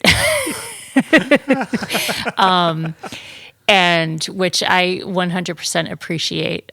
Just that funky beat of a disco bass beat. So I don't know that I can think of a musician for him to emulate. I mean, you can hear it in his music, and I don't know how much you guys talk about your music? your music and you as a No, musician it's not even on here. brought It's not part of this dynamic at all. But Joshua is a serious musician. Yeah. So I don't know how to answer that. I just know that you love a disco beat. But it's not what I love. It's who you would like me to. Who would I like you to Yeah. emulate? So for me, this is a ribbed for my pleasure kind of question. Yes, it is a ribbed. Yeah, it's a French tickler. French. An AF. It's a tickler AF. Tickler is a Frenchman. I want you could see you emulate. I don't know. Listeners love that one. I do not know. I don't know how to answer that. Yeah, it's a hard one. I don't know how. I thinking of Jason as a musician just doesn't even cross my mind. I mean that in the most lovingly way possible. Well, okay, I mean, let me see if I can help you tomorrow. Okay. Even though Bob Dylan, work wife can answer this one. Right, but right, even if Bob Dylan is a musician, so many people think of him more as a poet and as a thinker, right? And so, you don't necessarily have to go down the path of, oh man, I wish he were like Dave Brubeck because I love his drumming. It could be, a lyricist or something like that. Well, maybe something that people don't know is that Jason he did study philosophy at University of Aberdeen. He was also a double major in Scottish literature, and he took a lot of poetry classes. And he wrote me quite a bit of poetry back in the day. I hope some embarrassing poems. No, and you brought some with you? That's they too were bad. all really. I mean, They were good? I'm not a poet, so I don't know if they were good or not. But to me, they were fantastic. Nothing all the cringy? things that you. No. Well, I haven't read them in a long time. Yeah. So, Yeah. but anyway, at the time, I was hugely proud and happy that he would send them to me. And over the years, I've said, all I want for my birthday this year is you to write me another poem, and he just refuses to do He won't it. do it, so. huh? Yeah. Mhm. Well, that sounds about right. I will say this: I didn't show my creative writing teacher all of the poems that I sent you, but the ones that I did share with my creative writing teacher, he said were all garbage. So There's if you're that. looking for that dispassionate pair of additional eyes on something, But it just there was no talent there, none at all. But it just goes to show how confident you are that you would even show him. Like, I would never do that. I would never put myself out there like that. And I admire way. that's a trait that you have. That's a trait that our son has. And we joke that there's a joke going on in our house where we say, hey boys, you might not know this, but your dad's kind of a big deal. It is right? a joke. It is a joke that we say. We do chuckle. There's a lot of Will but as I've Ferrell always humor said, around Jason, it. since I've met him, behind every joke, there's a little bit of truth. And and we also joke that our 13-year-old is since he was 5 was a middle-aged white guy, has the confidence of a middle-aged white guy. So it's certainly a Johnston trait, and Neely didn't lack for confidence either. did not, Murray no. certainly does not lack for He does confidence not. either. Nope. And it baffles me, but it is also rubbed off on me a little bit that you put yourself out there like you have with this company, and even with your poetry when you were young and bright-eyed, and I just thought you were just so groovy and swoony, and just everything you wrote was awesome. I didn't. But to put some leaves on those branches for a moment, though, think about Josh and I both started whiskey blogs, right? Mm-hmm. We both thought, and I've always said it, and I'm not entirely sure of your angle on it, Joshua, but I just wanted a place to put my whiskey notes. And I never once wrote my blog thinking of an audience. And Side note. just to connect it back to childbirth. I went into labor with Zev. I was hanging out with Kai. I was like, okay, I'm just going to hang out with Kai. And then Kai went to bed, and I was like, okay, we probably need to go to the hospital soon. And Jason's like, okay, let me just finish this blog post. True story. He was dedicated. So he says, I just wanted a place to put my whiskey notes. No, he knew he had a following. By that point, there were people reading, there were hits, there were comments. But then we started a whiskey company thinking, will people search this out? Will people come looking for this? Then we started a podcast, right? Oh gosh, yeah. And we sit and we talk. Would anybody listen to this? But Jason, right? Your approach to it is quite different. You needed a place to put your notes. Ever since I was 6 years old, I wanted to be a rock star. I wanted to be on the stage with adoring fans. And so when I started this blog, it was with the hopes that people would find what I was writing and I may inspire something, right? I like, and this is, Is that true? Are you being truthful I'm right being now? 100% truthful. my word. I really enjoy a spotlight being on me. He's a ham through and I'm a through. ham. That much I know. Yes. Yeah, that much I know. But no, you started your blog with that in mind? Yeah, mostly because, and I've told you this before, Jason, even to this day, right? I started my blog in 2008-ish, somewhere around there. And so that's a good 12 years ago. To this day, I do not have a local whiskey club or whiskey group. True, yes. And the That blog, much I knew, the blog yes. was a way for me to connect with other people in an electronic format to bring them into the conversation. So my hope was that I would start this blog and it would bring people in, and then I would have people to talk to about whiskey. I wasn't looking. And you had Jason had his local fan base already at that point, and so it probably was a different motivation for him. Yeah, and that much I knew about you, Joshua. But those are two very strikingly different claims. Is number one, I started writing online to find a community, and I started writing online to get a spotlight and be discovered. Well, And- to be and- Well, to be no. seen Yeah, and yeah. to draw people, Exactly. to draw like-minded to be people. seen, to draw people. Yeah, I mean, it was. that makes much more sense. It was an extraction of the rock star-ism. Gotcha. Gotcha. Really, I had so much respect, and to this day still have so much respect for people like Sam Simmons, right, with Dr. Whiskey and absolutely. Serge Valentin and Ruben and Kevin Erskine and so many other whiskey writers. And I wanted to be within that community. How do I get within that community?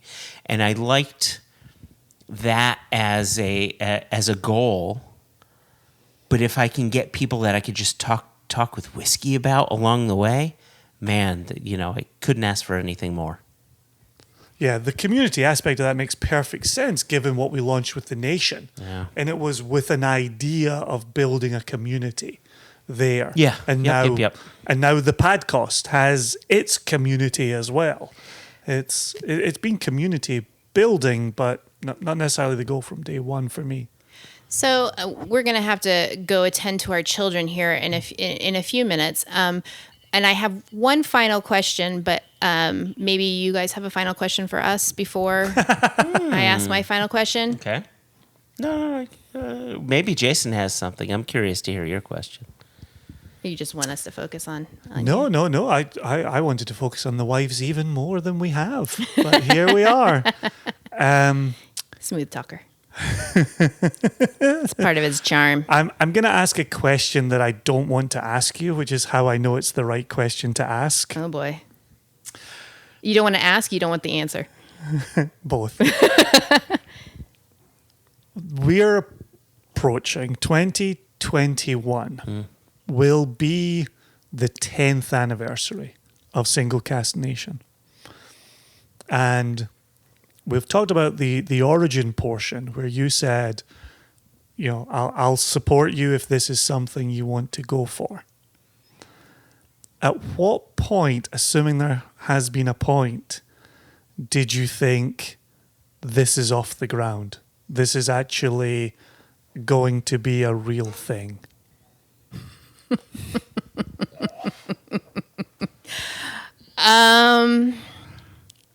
Given I'm not a business person, I don't have an answer to that because I don't know what that means.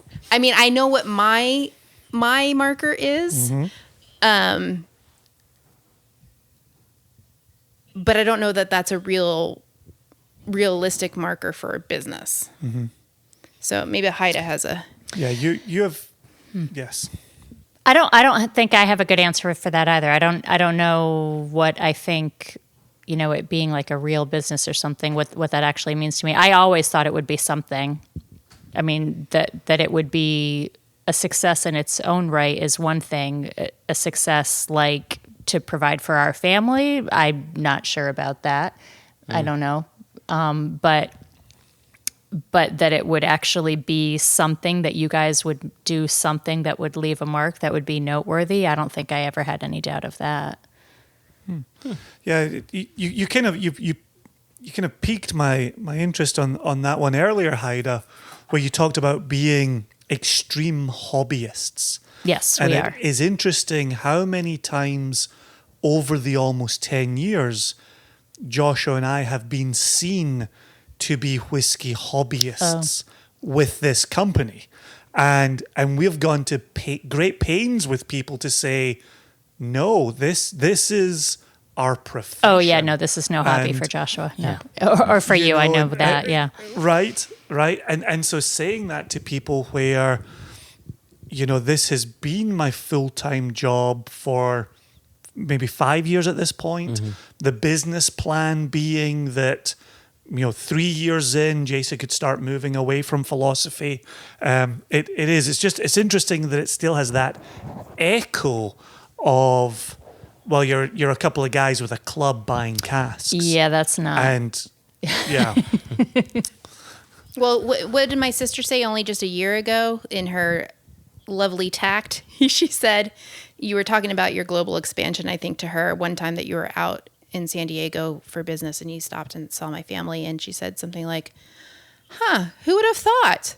And we were all thinking, what is this guy doing? But you've really done it. Oh, my gosh. Nice, Natanya, nice. But there was a time when you were working at, either philosophy or another job at the same time. And it was too much. Yeah. It was too much for you to do both. And so we've certainly made sacrifices as a family, or actually, I wouldn't say sacrifices. Allowances? Yeah, I would say that we haven't moved forward in terms of our standard of living or anything like, that you see for us. I don't necessarily see that for us, but, because you spent so much time and sweat and tears in philosophy, and teaching is not an easy gig. Being a professor is not an easy gig. And it was great that we had an avenue for you out of that, and you saw it as a path away from teaching and a way to support your family. Mm-hmm. Mm-hmm. Very much so. I'm not sure I still see that. Yeah. Yep. Because, you guys worked so hard and everything you did went back into the company, right? And so our lives haven't really changed. We still are a very, I don't know what the word is, humble, frugal family, right? And we struggled for many years, especially right after my PhD and before I found a permanent position. And the thought of this being your full-time gig was both scary and exciting. It's still scary and exciting. So that's why I don't really know if there's a point at which, it's been a rough year for my job, given that I've lost part of my salary because of COVID and retirement contributions and that kind of thing. And so it'll feel really good when we find other ways to make up for those things. Correct. But we're fine. Correct. Right. We have more than enough. Very happily middle class. Yes. Is a position we never thought we would get to. No, we did not, especially right after my PhD. And I know you really want me to be able to get out of academia if I want. But I'm happy. I'm happy to do this for you. Thank you. It's on record.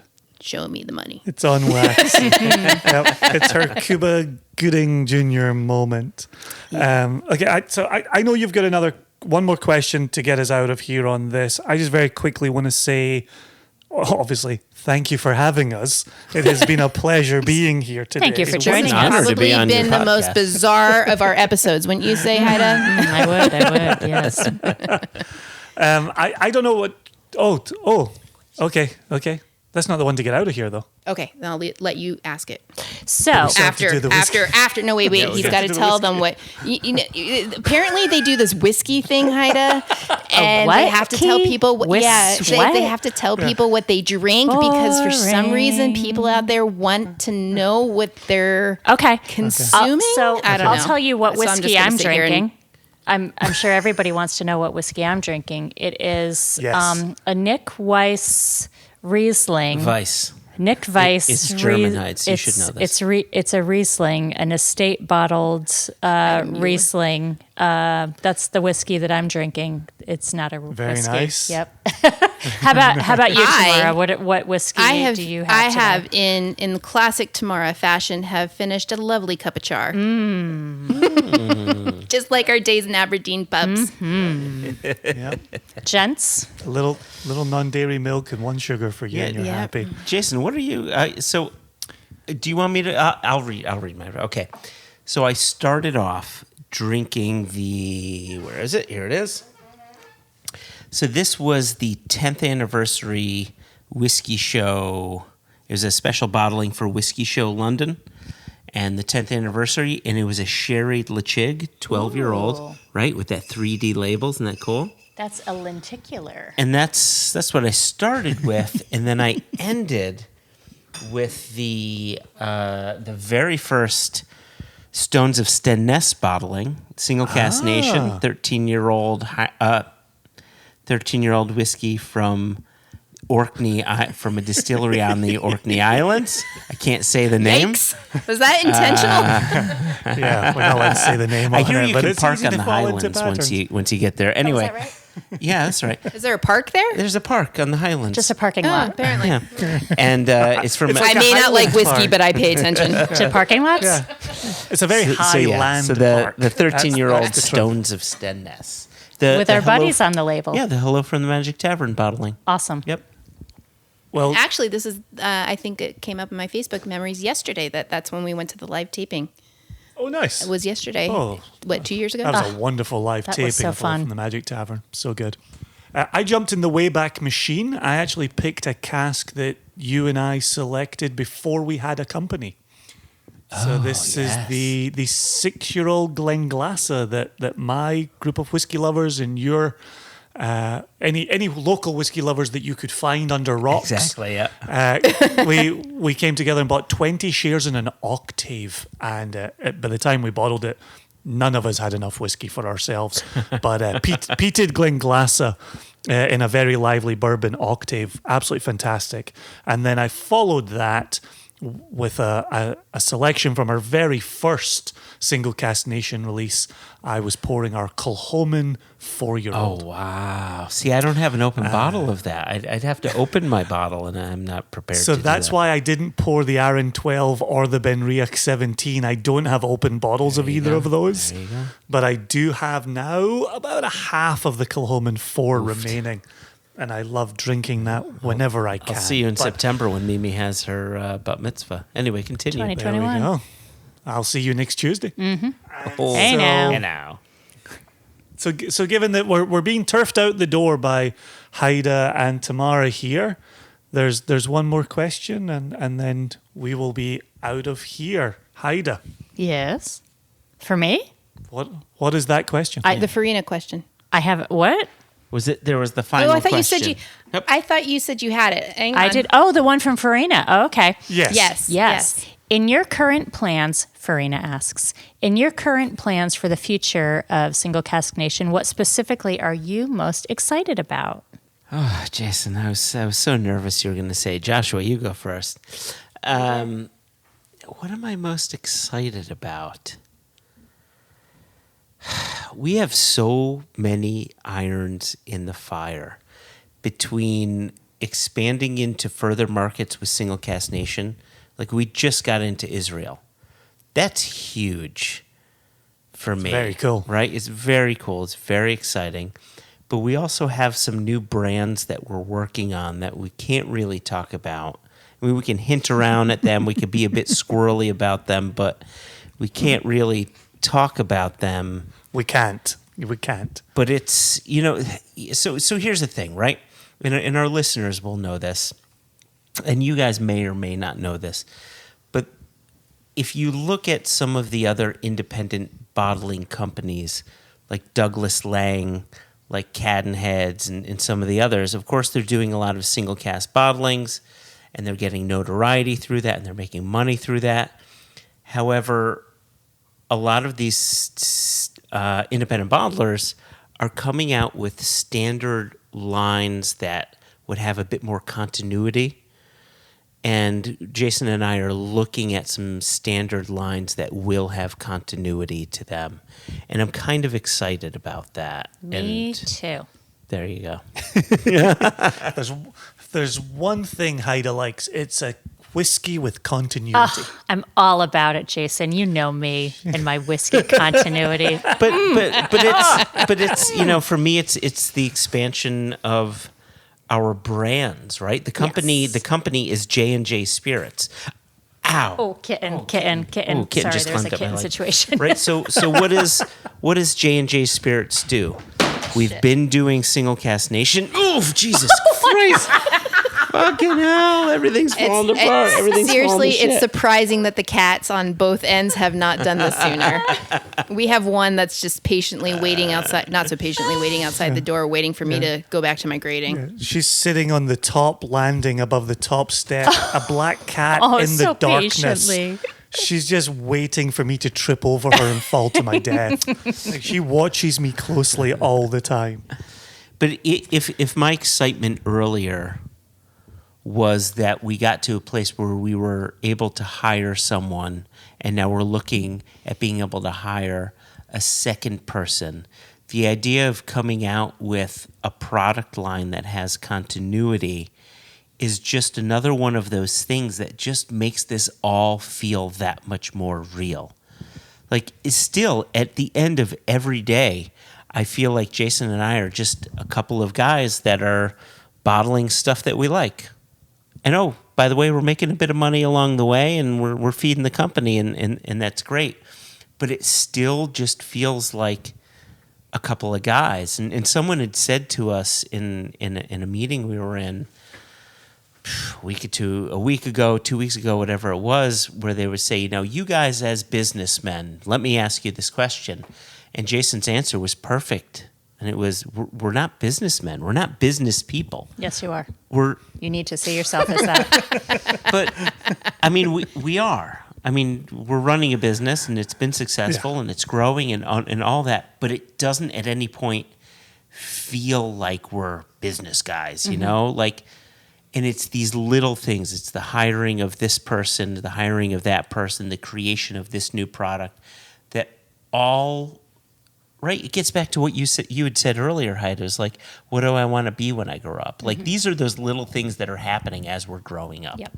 That gets me really excited. Yep. Yeah, I agree with all of the above. Of course, an additional bit of excitement as we look into the future is getting back out and seeing people again. Doing Tamara vigorously shakes her head. No, As I'm nodding. Yes, clearly get out shown. there. That's Heide's nodding. This prick out my house. The people need you. You've clearly shown you don't need to travel as how well you've been doing. So, yeah, that's not going to fly with me anymore. I really want to get back out and do another live podcast. Oh my gosh, those are yes. so much fun. So much fun. Seeing the listeners and interacting with the listeners is just so much fun, and I've definitely missed that. I do want to emphasize hiring another person is hugely exciting, and of course working on more brands and getting those full exposure is a future wrinkle as well. So there's tons going on. There's more casks to be purchased, more markets to be broken into. But as far as Thanksgiving goes, and that this is a very different year for Thanksgiving, I have been very excited that the four of us have been able to spend some time together doing silly things with microphones in our hands. I'm going to miss you guys on Thanksgiving. I know, it's sad. It was You're a not gonna good be tradition here. we had started. Yeah, I think even Elron's going to come down. Well, he is coming down. He's confirmed. And it'd just be weird without you guys. Yeah, Let's bring we're in some of definitely that going to miss it. Massachusetts COVID. Yeah, 2021. Yep. I have a very quick question. I hear your fan base would like you to do like a YouTube type of show. Yes. Did Joshua ask this question? No. No. No, I heard this. I don't know where I heard. Maybe it was on the Facebook page. I do troll your page a little bit. Well, not troll, but I do observe your page sometimes. How much do you think your wives would kill you if you added something else like a YouTube channel On a scale of a your little already- dead to super dead. to an already spread thin couple of guys who do way too much for the whiskey world? Yeah. I love every moment of it, but how much do you think you should not do that because of your wives? That's a good question. How much do you think you should not do that? I mean, That's probably the moment for us to get out of here, right, Joshua? Oh, is it that time already? I mean, from my perspective, I don't have much of an interest doing a YouTube. You don't? No. I mean, Even though Even it's with the that spotlight, hair? Joshua, it's a spotlight.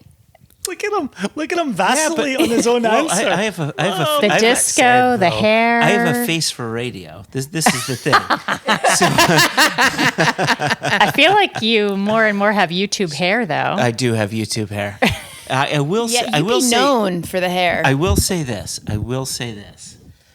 We are going to be incorporating a third monthly podcast. Yeah. Motherfucker. But it's only happening once a month tomorrow. You won't even Does everybody know about that? Apparently Tamara doesn't. Because look at Jason. Mother Oh fucking kill him. shit. Look at that. Gotta leave some You heard it surprises here for first. the podcast. Jason, do you have heating in your doghouse or no? Yeah, how is it out there? Is we it call it winterized? an office. Oh, the office. We don't call Your it a office dog- doghouse. oh, it's an an office office. doghouse? No, it's just an office. There's a reason why it's the darkest room in the house and the coldest. There's a It's for reason. this type of There's a scenario. reason why my office has a pull-out bed in it. Oh Jesus! I totally got Jason in trouble. He's not getting any tonight. Oh, I wouldn't go that Probably far. like if he gets dinner. I Jesus. already makes made, I already it. made it. Okay. All right, so how do you want to close us out? Yeah. I've got this some took a things I need to turn. attend to after this. On that note, is that how we're ending it? On this note? Ooh. Well, why don't you just say some sort of closing? I don't know what you guys normally say on your closing. well, we We say thank chin people. We So we could thank you guys. We'd like to thank Joshua Hatton, Jason Johnston Yellen for joining us today. it's been a pleasure. Yeah. Good. you. And for not talking too much about tasting, that's great. Yeah, thank you for not I talking think a our lot about listeners- whiskey. Yeah. Yeah, I think our listeners probably appreciate that. And Haida, as always, I've enjoyed our time on our podcast. Oh, and me as well, Tamara.